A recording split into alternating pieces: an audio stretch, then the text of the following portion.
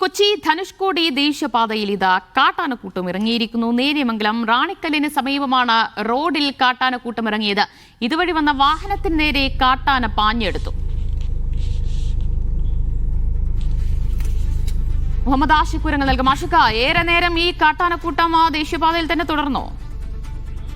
ഇല്ല ദിവ്യ, അത് ആ രാത്രികാലങ്ങളിൽ ദേശീയപാത മുറിച്ചു കടന്നാണ് കാട്ടാനക്കൂട്ടങ്ങൾ സഞ്ചരിക്കാറുള്ളത്. ആ നിലയിൽ സാധാരണയായുള്ള ഒരു സഞ്ചാരപാതയാണ്, ആനത്താരയാണത്. അതുവഴി വാഹനങ്ങൾ കടന്നു പോകുന്നതിനിടയിൽ ആനക്കൂട്ടത്തെ ശ്രദ്ധയിൽപ്പെട്ടു എന്നുള്ളത് മാത്രമാണ്. ആനക്കൂട്ടം അവിടെ നിൽക്കുന്നത് കണ്ടിട്ടും റോഡ് മുറിച്ചു കടക്കുവാൻ ശ്രമിച്ച ഒരു വാഹനത്തിന് നേരെയാണ് ആനക്കൂട്ടം പാഞ്ഞടിച്ചത്. ഏതാണ്ട് 5ലധികം കാട്ടാനകൾ ഉണ്ടായിരുന്നു എന്നാണ് അവിടെ ഉണ്ടായിരുന്നവർ പറയുന്നത്. ആ ദൃശ്യങ്ങളിൽ നമുക്കത് കാണുവാൻ പറ്റുന്നുണ്ട്. ഏതായാലും ഇന്നലെ രാത്രി 10:30 കൂടിയാണ് ഈ സംഭവം നടക്കുന്നത്.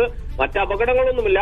റോഡ് മുറിച്ച് കിടക്കുന്ന കാട്ടാനക്കൂട്ടം അതുവഴി കടന്നുപോയി. അത് ഡിസ്റ്റർബൻസ് ഉണ്ടാക്കുവാൻ ശ്രമിച്ച ഒരു വാഹനത്തിന് നേരെ കാട്ടാനക്കൂട്ടം പാഞ്ഞെടുത്തു എന്നുള്ളതാണ്. പിന്നീട് അവർ തിരിച്ച് വനമേഖലയ്ക്കുള്ളിലേക്ക് തന്നെ പോയിട്ടുണ്ട്. ആശ്വാസകരമായ കാര്യമാണ്. പക്ഷേ നിരവധി സഞ്ചാരികൾ കടന്നു പോകുന്ന പാതയാണ്, മൂന്നാറിലേക്കൊക്കെ ഉള്ള പ്രധാനപ്പെട്ട പാതയാണ് കൊച്ചി.